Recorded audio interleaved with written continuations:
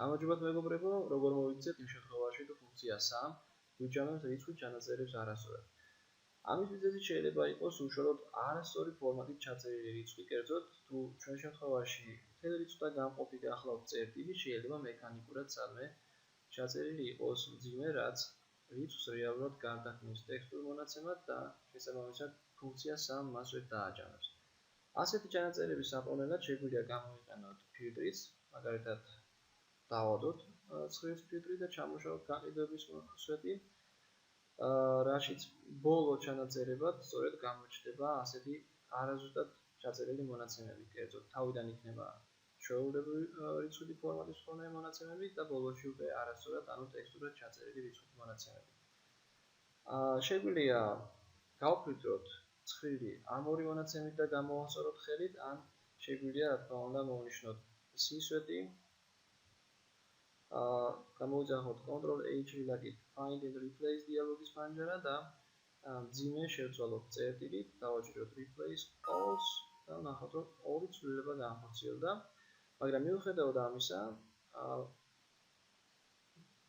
სისვეტის ჯამური მონაცემები მაინც არ მივიდა იმ რიცხვამდე, რაც უნდა იყოს. აქედან გამომდინარე, არსებობს კიდევ სხვა ფორმატი, რომელიც ჩვენთვის ხელი შემშლელია.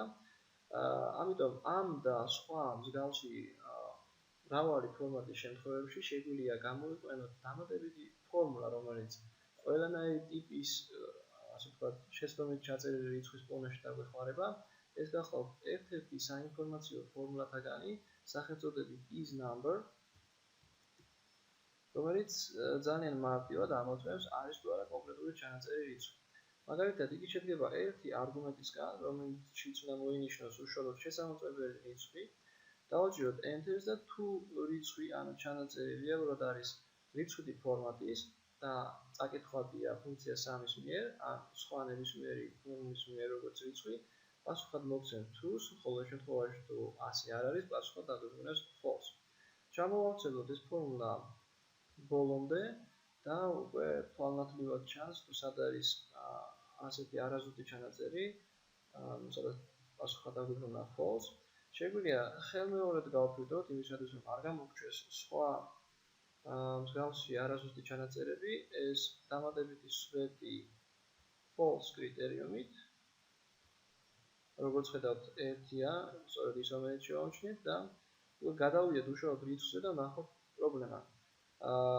პრობლემა გახავთ ის, რომ რიცხვთან ერთად ჩაწერილია ზედმეტად ტექსტური სიმბოლო აპოსტროფი, შეგვიძლია წავშალოთ, დავაჭიროთ Enter-ს და ფუნქცია isNumber-იც შეიცვლის თავის მნიშვნელობას და გახდება True და შესაბამისად ფუნქცია 3-იც სწორად დაგვიჯამებს მონაცემს და გაუტოლდება სასურველ რიცხვს.